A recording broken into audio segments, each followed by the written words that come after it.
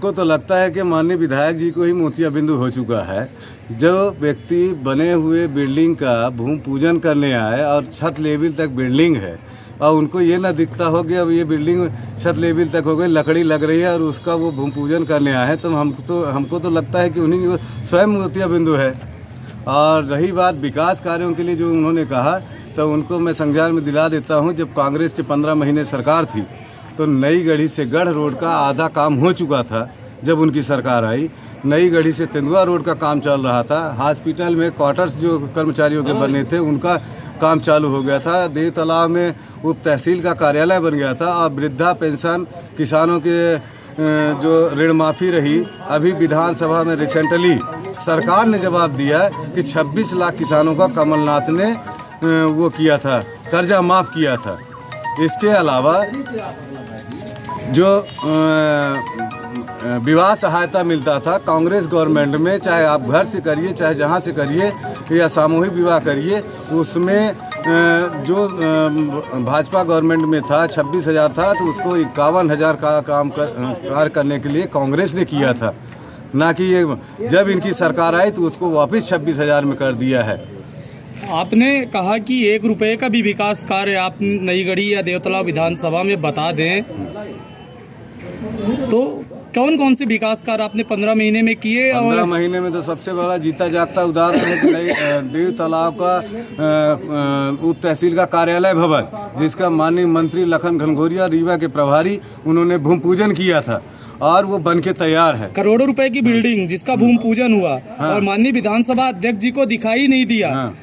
और उनका कहना है कि कांग्रेसियों के आंख में कोई रोग हो गया है। ये तो अब उनकी मानसिकता है कि उनके 15 साल के कार्यकाल में जब नई गढ़ी में और विधानसभा में एक भी रोड और भवन नहीं बने थे, तब नहीं दिखता था।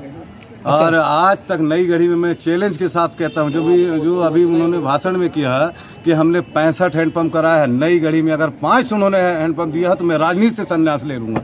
आपका शुभ नाम? कमलेश कुमार पटेल, राज्यसभा सांसद प्रतिनिधि। कि हर ब्लॉक स्तर पे स्थापित होगा, नई गढ़ी में सीएम राइस स्कूल आज तक स्थापित नहीं हुई। दूसरा चीज़, नगर परिषद क्षेत्र में गौशाला निर्माण के लिए राशि और भूमि आवंटन के संबंध में नई गढ़ी नगर में जो ये नई गढ़ी देवतला रोड बन रही है, इसमें कई घर उजाड़े जाएंगे। इसका वैकल्पिक रास्ता हमने सुझाया है कि भाई यहाँ बाईपास बना दिया जाए, ताकि जो छोटे छोटे घर हैं और बेरोजगारी के दौर पे वो उनका घर न उजड़े और उनकी जीविका चलती रहे। सामान्य राशन कार्ड धारियों को वृद्धा पेंशन नहीं मिलता है, उसके लिए हमने कहा कि भाई सामान्य राशन कार्ड धारियों को भी वृद्धा पेंशन, सामाजिक सुरक्षा पेंशन दिलाया जाए। फिर नगरीय क्षेत्रों में जो 5 वर्ष से लगातार कर्मचारी दैनिक वेतन भोगी के रूप में कार्यरत है, उनको नियमितीकरण किया जाए। नई गढ़ी क्षेत्र में उच्च शिक्षा के लिए यहाँ के निवासियों को रीवा या तो मऊगंज या अन्य महाविद्यालयों में जाना पड़ता है। इसके संबंध में हमने उनसे कहा है कि भाई आप यहाँ भी पीजी कोर्सेज चालू करा दीजिए, ताकि यहाँ के बच्चों को बाहर न जाना पड़े। और जिस तरह सांसद और विधायक और जिला पंचायत सदस्य, जनपद सदस्य क्षेत्र के प्रतिनिधियों को अपने वार्डों और क्षेत्र के लिए विकास निधि दी जाती है, उसी तरह नगरीय क्षेत्र के पार्षदों को भी 10 लाख कम से कम वार्षिक निधि दिया जाए, ताकि वो अपने वार्डों में विकास कार्य करा सके। फिर 2013 से राशन कार्ड नहीं बनाए गए हैं, तो उसके संबंध में हमने कहा है कि भाई 2013 से नए राशन कार्ड नहीं बनाए गए, उनको तत्काल चालू कराया जाए, ताकि जो मूलभूत चीज़ें हैं आम जनता के निपटाया जा सके। किसानों की विभिन्न समस्याएं हैं, जिससे उनके विवादास्पद स्थिति की वजह से न्यायालयीन प्रकरण बढ़ रहे हैं, उससे निजात पाने के लिए हमने कहा कि पूर्णकालिक चकबंदी अधिनियम लागू कराया जाए और वो हो तो जिससे किसानों के समय। फिर दूसरी चीज़, महिला बाल विकास का कार्यालय यहाँ नहीं है, मतलब संचालित होता है किराए की जनपद के बिल्डिंग में। तो हमने कहा कि भाई उसके लिए भूमि और राशि आवंटित कराया जाए, ताकि यहाँ कार्यालय भवन बने। और सबसे बड़ी बात है कि नई गढ़ी को जिला बनाने की मांग हम लोगों ने रखा है कि नई गढ़ी को जिला बनाया जाए।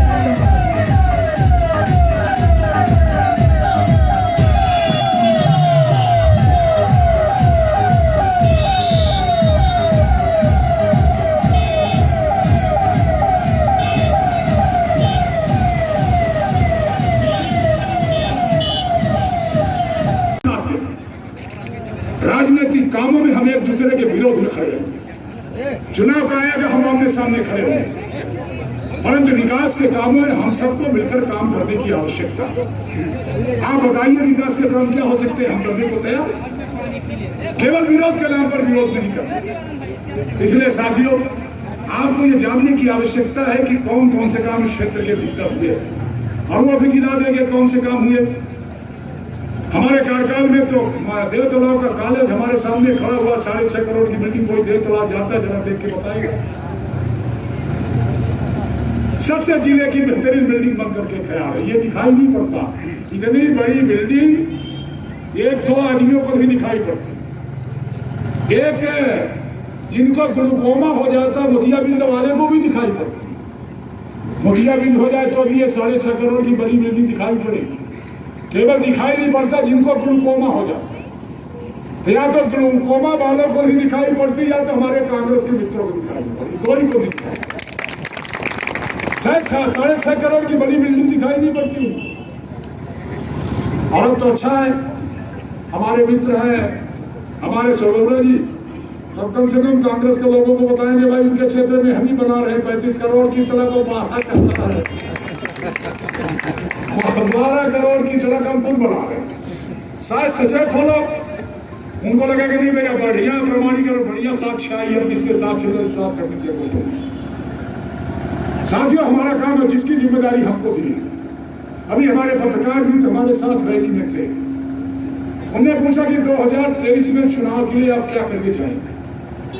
2023 में किस आधार पर चुनाव मांगे, वोट मांगे। हमने कहा हमको वोट नहीं मांगा।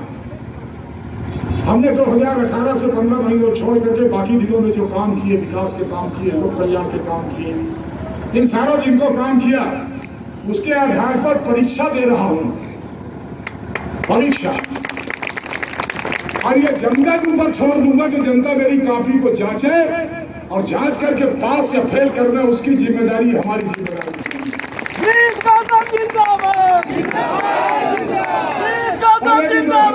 वो पास करती है। हमारे 2018 से 2023 के कामों के लिए परीक्षा में हमें पास करती है, तो 2023 के बाद की भी विजन हमारे मन में है। और सबसे बड़ा विजन ये है कि बाण सागर का पानी देव तालाब के सारे किसानों के खेतों पर पहुंचा सके। जिस तरह से हम सब लोग जब 2003 की सरकार में आए, एक बार मैं जो नाम लूंगा वो कृपया करके आए और अपना माल्यार्पण से स्वागत बंधन अभिनंदन कर लें। रवि शंकर धर्मवेदी जी, और जो लोग चलो